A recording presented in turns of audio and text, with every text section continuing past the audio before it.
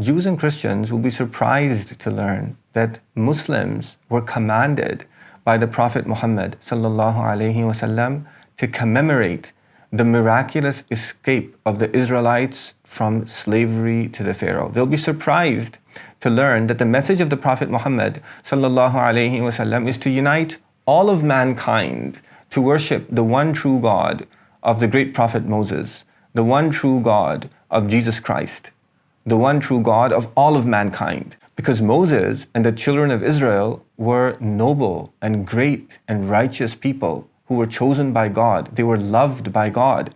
And the Prophet Muhammad ﷺ was sent by God to restore their message, to call the children of Israel and all of mankind back to the way of these great ancestors of the Israelites today. When the Prophet Muhammad ﷺ emigrated from Mecca to Medina, Medina was home to a flourishing Jewish community that had emigrated there since the time of the destruction of the Second Temple, 500 years earlier. They had come and they had settled in Medina.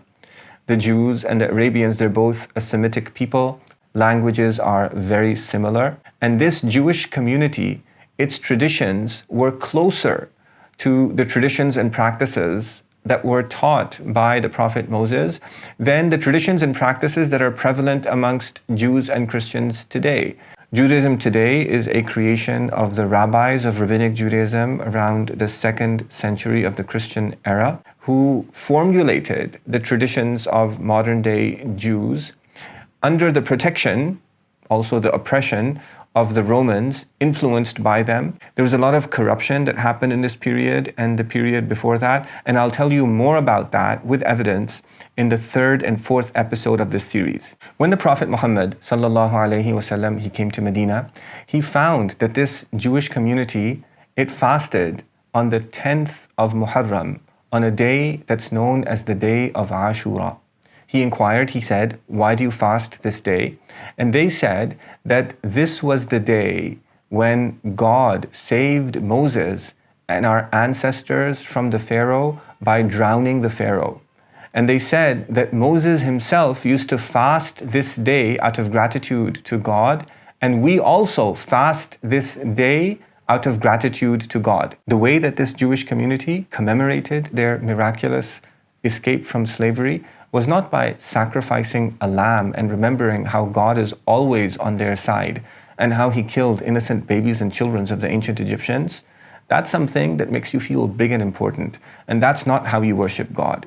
The way that this Jewish community showed their gratitude to God, the way that they worshiped God, was by going against their own desires to eat and preferring the commands of God and the teachings of a great prophet, Moses, to refrain from food and drink and prefer the commands of God over their own desires and to lower themselves in humility and submission to God. And this is how we worship God. And the Prophet Muhammad ﷺ, he confirmed through revelation that this was indeed what the Prophet Moses, upon him be peace, had taught. And do you know what he said? He said, "We have greater right to Moses than they do." And he fasted this day, and he commanded the Muslims to fast this day. And fasting this day out of gratitude to God for saving the children of Israel from the Pharaoh was something that used to be obligatory for the Muslims until God made it obligatory to fast the entire month of Ramadan in submission to him, to lower ourselves. And then fasting this day, it became a recommendation. And Muslims continue to fast this day of Ashura, the 10th of Muharram, to this day, because the Prophet Muhammad ﷺ, he taught that anyone who fasts this day, which is a commemoration of the freedom of the children of Israel from the slavery to the Pharaoh, whoever fasts this day out of submission to God and gratitude to God, he will have all of the sins of the previous year forgiven. Now, the date of the Jewish Passover no longer corresponds to the 10th of Muharram in the Islamic lunar calendar.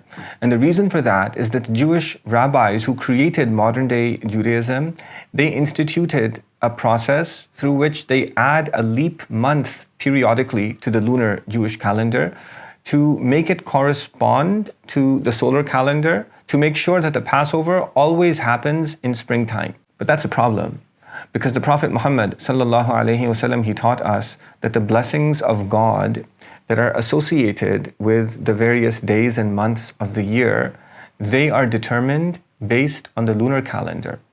The blessings of the month of Ramadan, the blessings of the days of Hajj, the blessings of the day of Ashura, the day when God saved the Israelites from slavery to the Pharaoh, the blessings of all of these days, they descend according to the lunar calendar. So the blessing of the day when Moses and the children of Israel were saved from the Pharaoh descends on the 10th of Muharram, not in April. The Jews and the Christians are mistaken. They're also mistaken about the red heifer sacrifice. I'll show you why in the next video. I'll also examine Surah Al-Baqarah, because some people are claiming that it talks about this red heifer sacrifice.